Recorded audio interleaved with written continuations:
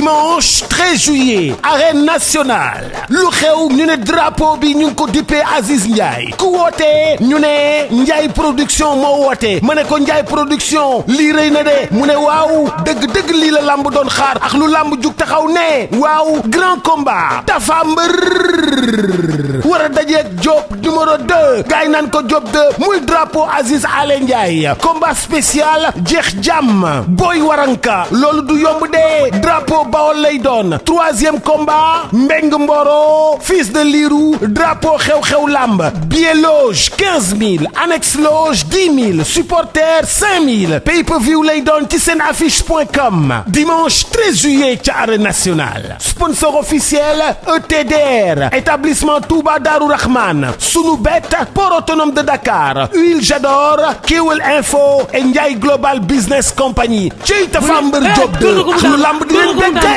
ba ca kaw kon daan na ko Diop 2 daan na jeex jàmm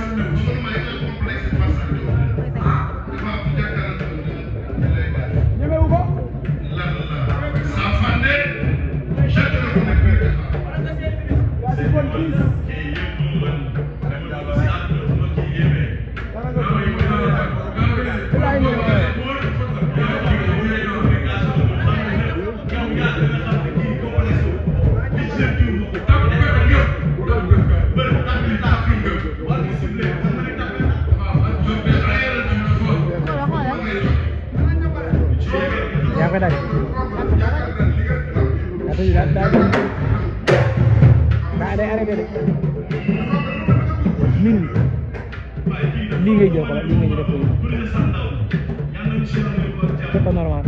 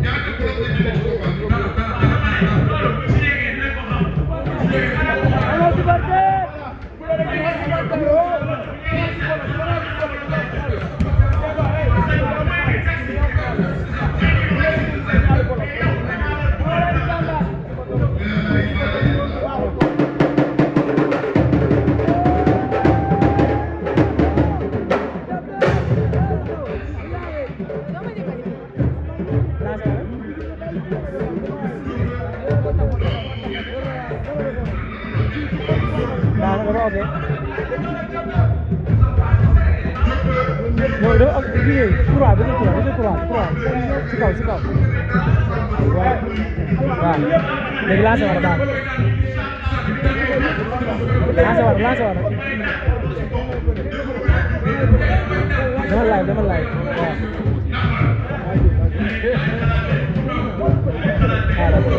Ahora tiene cámara ahora. Ese 3 points. Boleh buka. Mau ini tenang bang. Saya malah ya begitu lah ya kamu. Kamu ini mesti Arabnya macam. Nah turun kau apa? Ini besar apa? Ini lagi besar. Bang turun. Belum kamera kita kan.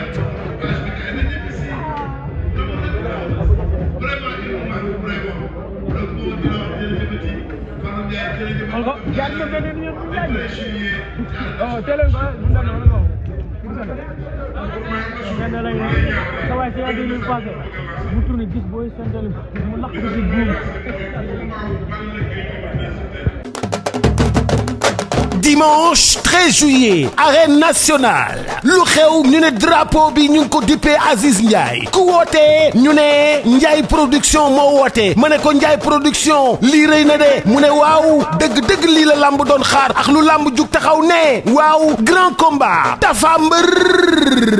war a dajeeg Diop numéro 2 gaay naan ko Diop 2 muy drapeau Aziz Ale Ndiaye combat spécial jeex jàmm booy waranka loolu du yomb de drapeau drapeau Bawol lay doon 3e combat Mbeng Mboro fils de Lirou drapeau xew-xew lamb billet loge 15 000 annexe loge 10 000 supporter 5 000 pay-per-view lay doon ci seen affiche.com dimanche 13 juillet ci arène nationale sponsor officiel ETDR établissement Touba Darou Rahman Sunubet port autonome de Dakar Huile Jador Kewel Info et Ndiaye Global Business Company ci Tapha Mbeur Diop de lu lamb di leen dégg ba ca kaw kon daan na ko